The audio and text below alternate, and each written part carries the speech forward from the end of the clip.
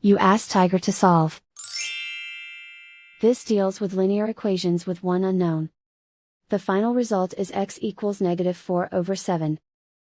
Let's solve it step by step. Simplify the expression. Group like terms. Simplify the arithmetic.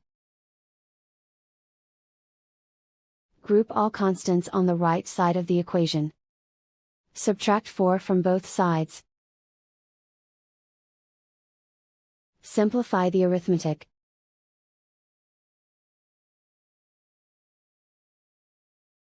Isolate the x. Divide both sides by 7. Simplify the fraction.